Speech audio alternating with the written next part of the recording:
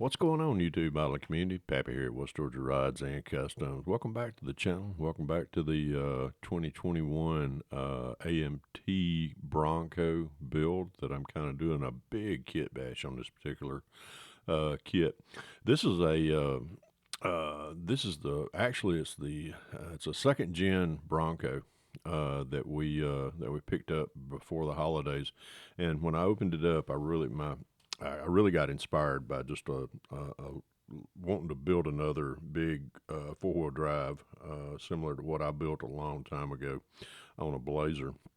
And I used a lot of the what I did on this particular kit using different kit bashing techniques from different parts. We used the Revell Big Game Hunter kit frame, and if you've been following along, what I did to shorten the wheelbase to 4 inches, actually 4 1/8, center to center. That's how it's got to this point right here. So go back in my archives, watch the videos. I think it's update one or two. I forget which one it is, and that's what we've got to this far. We got the shocks painted on the on that particular build. On this particular build, and we got them all installed last night, actually. But I want to talk about a few quirks. If you're using this particular frame for kit bashing, whether if you're doing a Bronco, doing a Blazer or what have you, you can still think about what I'm going to tell you right here. And if you want to kind of up your game a little bit, I'm going to show y'all some things that really it's kind of quirks that I pay attention to in details, but hopefully it'll help y'all along the way. In that particular kit, the front axles on this. These are the axles from the Revell Big Game Hunter kit. And when you flip them over, well, let me flip this one over. If you notice what I've done, I have filled in. I took some milliput putty, 2-part epoxy putty, and we filled this in, these little, where there's a cavity down in here, and there's a big old chunk right down through the center, which if you can, let me flip that over.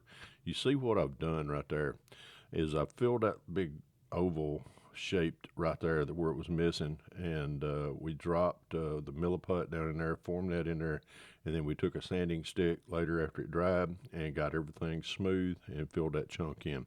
And we did the same thing right here on the front, as far as on that front differential. The chunk where it was missing kind of an oval shape, I took a piece of round styrene rod, dropped that down in there, glued it in very good, and let that dry. Then we formed that milliput up around it, and then we took a X-Acto knife and my Dremel, and then we started shaping all this, and we got it all looking a lot better than it did when it came out of the box. So that's one of the quirks that you have to work around from kits, from manufacturers, that I don't know if you're trying to save money or what have you, but that's one of the things that kind of just irks me with the kit some days. But, as far as being a true modeler, you just work around things like that. So another thing that we had to add in here earlier a while ago, probably in the first or second, was a transmission brace from the 67 Chevelle Pro Street kit. We got that glued in, and fits very nicely in there for that big old MCV Products 460 truck engine. And there we go. That thing sits right down in there very nicely. So we got that. We're going to get some more detail done on this particular thing. We got to get, drop me one of my Protect aluminum air cleaners on this and get some detail wash on this thing, and we'll be ready to put it down into the frame here pretty soon. Set that off to the side. Let me move this out of the way. We talked about color, what I picked out for this. The particular color for this build is the Tamiya TS32. And yes, I'm rattle canning this this particular build. Reason being, it's been cold here in Georgia, so I can control the temperature of the paint here in the house by keeping the cans in here. I can run outside into the garage and I can spray my primers. And yes, I'm doing completely Tamiya paint. I'm not using anything else. I'm not differentiating from anything. It's gray Tamiya primer. Out of the rattle can is TS32 base color, haze gray, and Tamiya TS13 clear. And we got 3 coats on this particular right here. And yes, I always ask, People always ask me, Pappy, do you do a test spoon? Sure do. Let me bring that test spoon in here. We we clean the spoons when we do a test shoot on them, and I shoot both sides. That way, I've got kind of got the round over here, and I got a concave right here. So I like to see what the reflectivity is on both sides. That's why I do that. So we did the gray primer first, let it dry overnight. We came back with 2 coats of the TS32 Haze Gray, let that dry overnight, and we came back over that the next night, and we shot 3 coats of TS13 on that. And just that is this hasn't been buffed yet. I'm going to buff this later on this evening and see how it turns out. So I'm pretty happy with the how shiny that is right there with that Haze Gray. So we'll see how it looks later on once we buff all that out. We did this is where we're at on the frame. We did the opening right in here to get that big old motor to fit. Got that done. I got that all detailed out. If you've got this particular kit, the AMT 2021 second generation Bronco in your stash, you'll notice I did a lot different some things with the floor pan. There's a piece that goes down through here that I removed, and we got these 2 side panels glued in. Other things that we did, we filled in a lot of the holes that were that was kind of unnecessary. I wasn't going to use them for the final assembly. And we filled those in. We cut out this piece right here where I think the muffler would eventually sit, but I'm going to run a different set of mufflers on this. But for everything as far as the kit bashing that I'm doing, I needed all this space right in here. So I removed all that and got that formed up, and it fits very nicely in there.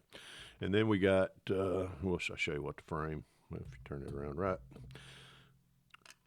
Everything, again, fits very nicely in this right there. I mean, it just like it was made for it. So if you take your time in a kit bash, you can pretty much well work around a lot of stuff.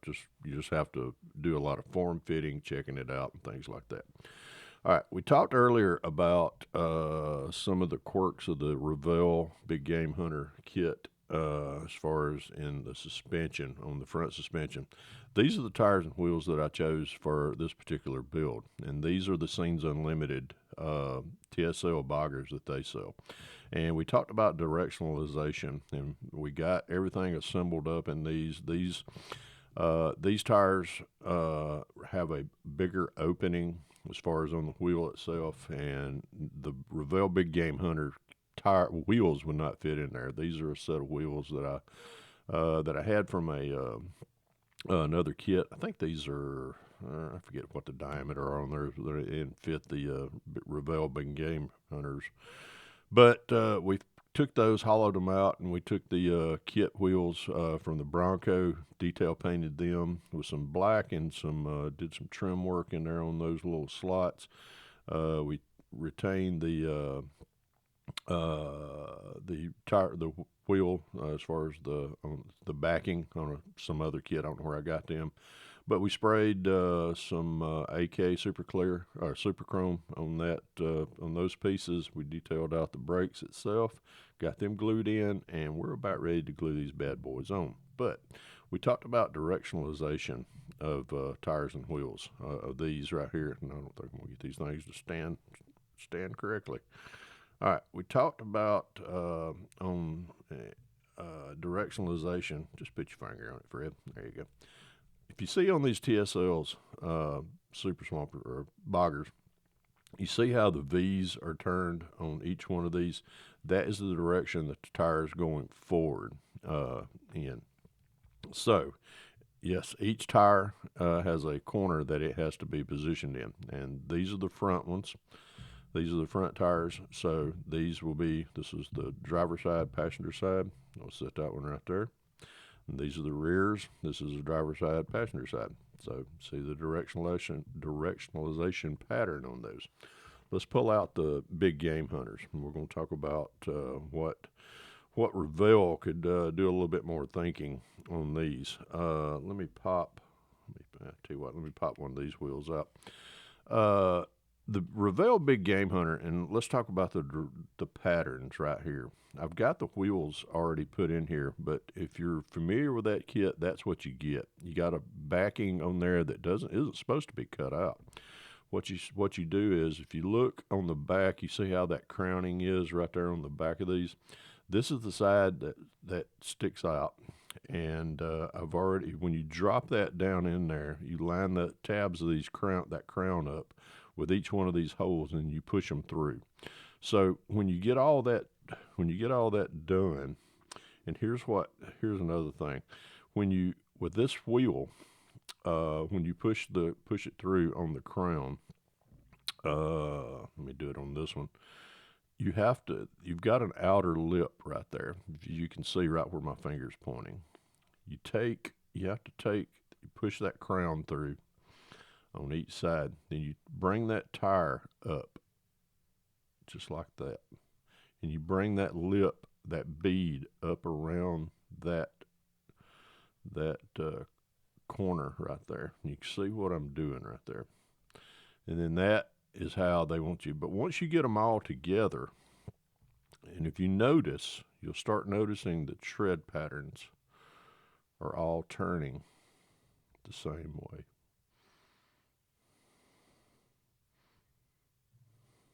Only on one side.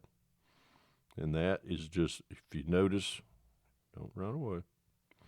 You notice how the tread pattern on this one, the V is going this way, the V is going this way on this. The V is headed that direction on this side, and the V is headed that direction on that side. That just quirks me to death. Why? Because I am a purist that in real one-to-one trucks would not work. It would just, it's just not how they're designed. So that's why I don't use these particular wheels and tire packages for any of my four-wheel drive builds. Reason being, I'm going to try to figure out something one day to where we get around that, and that way I can use most of these tires and wheels from the Revell Big Game Hunter. So anyhow, just wanted to show y'all that little quirk about these particular tires and wheels, and this is where we're at right here with these. But I'm really pleased with how these turned out. I really like the way these look. Excited about getting them on the frame here pretty soon, so I may be doing that here pretty in the next few days. Get these moved over to the side. We got the bumpers painted. These are going to stay the same color. We're just going to do them. It's just a black. I think it's NATO black's what I shot those. We've just done a lot of detail painting. We got the fender flares right here. We've went a different direction on the interior. I'm going to go with a different color other than bright red I talked about earlier. I looked at some of the interior packages in the real tires, Broncos, and what I'm going to do is a black, we're going to do the black inserts right here. These where you sit is going to be black, and then the sides down through here is going to be this, it's XF9. I'll airbrush this. This is whole red. So it's kind of a nice leathery type. Another thing that I did, and I haven't got it done yet, these little Bronco badges right here in the center of that, I bare metal foiled those. I actually bare metal foiled this entire back half right here. And that way, when we got it smoothed down, we shot the black over it. You don't see any seam line where the bare metal foil is at. That way, I'm gonna take one of the Tamiya Q-tips, soak it in acetone, and we're gonna pick out that little Bronco emblem right there and get it to pop through once I get everything sprayed.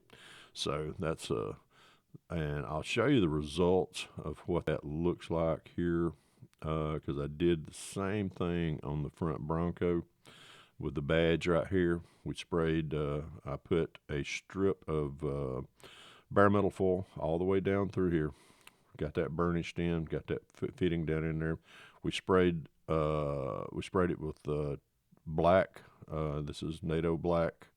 And once it dried, came back the next night, and I picked all these little Bronco letters out with one of the pointed Q-tips. that had been soaked in acetone, and that you can read Bronco on it. So we got all that done over the last few days. Other than that, it's just been a lot of detail painting on different things. There's the transfer case. This is one of the 67 Chevelle blower for the air conditioning fan casing. That'll go on the firewall. We got that done. We got the everything as far as the rear view mirrors, things like that done. Got the side steps. What else? We got that. As far as the master cylinder, all that's painted. So haven't got no paint on the body yet, so I'm not going to pull that out and bore y'all with that. But we've been doing a lot of we've been doing interior, getting ready to do the interior details and stuff like that. So more to come on that. So really do appreciate everybody hanging in with me for the last 15 minutes while I explain some of the things as far as quirks on that old Revell kit. And stay tuned for more. Getting kind of excited here. This thing's about to come together. And as I always say, folks, if you can dream it, build it. God bless y'all. Pappy at it.